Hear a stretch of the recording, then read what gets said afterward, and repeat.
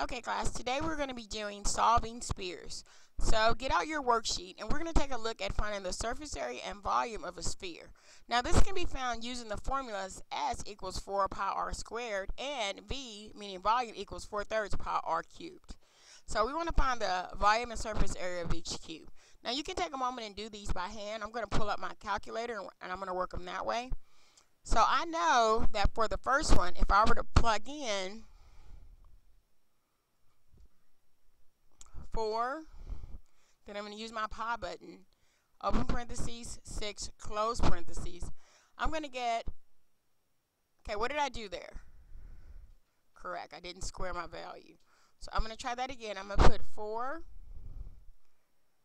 pi, open parentheses, 6, close parentheses, and what must I do here? Square my 6. I'm going to get 452.4 approximately. So now, if I do use my calculator and do the same for the other values, I'm going to end up getting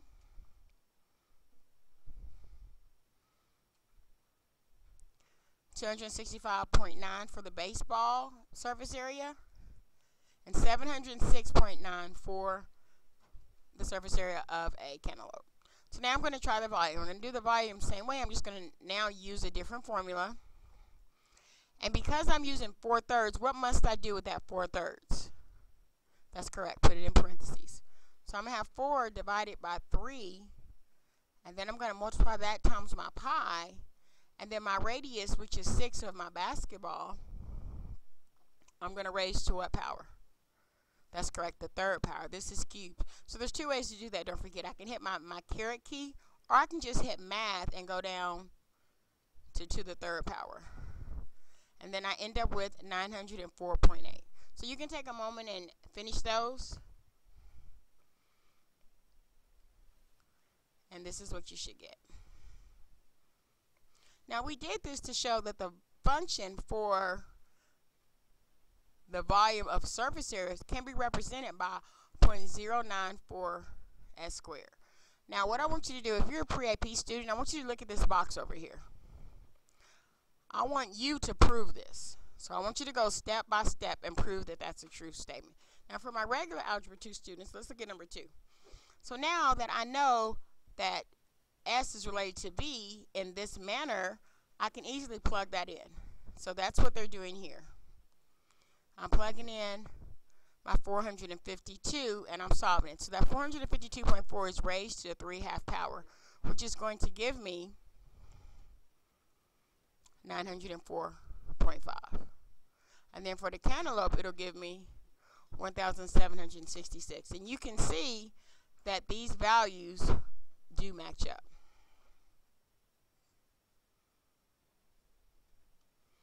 Okay, let's look at the bottom of the page.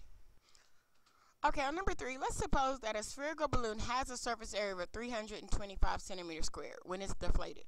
So I want to be able to use this formula to find out how many cubic centimeters of air it will take to fill the balloon without stretching its surface. So I'm going to have to plug that 325 in where? That's correct, on the left side of the equation. And what am I going to get?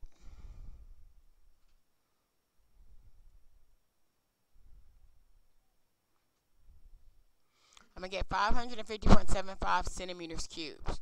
So more and more air can be pushed into the balloon until it reaches a 2,000 volume. Say that the 2,000 volume is the maximum. So how can I figure out when it'll reach its maximum?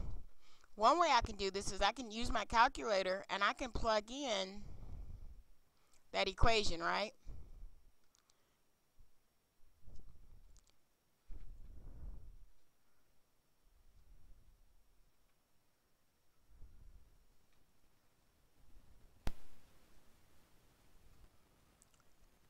Okay, and I'll see that when I plug in the equation that I'm going to have to scroll down to see exactly where I get to about 2,000, and that is about 767.8. So let me check that value here. And that's correct. Now it tells you can also use the method of trial and error. Okay, let's look at the next sheet now. Okay, now let's look at how we can solve this algebraically. So I know that if I want to solve this, the first thing I need to do is isolate what? Correct. I got to isolate my base and my power. So once I isolate my base and my power, which I do by taking the 0.094 over to the other side, then I have to do what? Raise both sides to what? The reciprocal power. And then I just have to simplify. So I know that my power is 3/2, right? So in order to get rid of 3/2, I have to multiply it by 2/3. So I'm going to multiply both sides by the power of 2/3. And then I'm going to get that S equals to 767.8. Now I want you to use those steps to solve the problems at the bottom. And I'm going to work 2 of them with you. So for the first one, I want to solve that. What do I have to do with that 11? Correct. I would have to take it over to the right side and subtract 11. So then I would get 5 on the other side, correct? I would get 8 to the 1/3 power equals 5. Let me go ahead and write that on so you can follow along.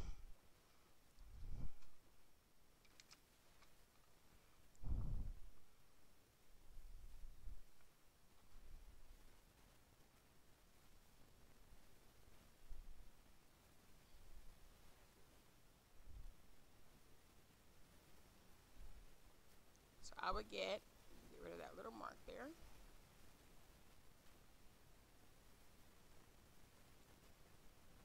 A to the 1/3 equals 5.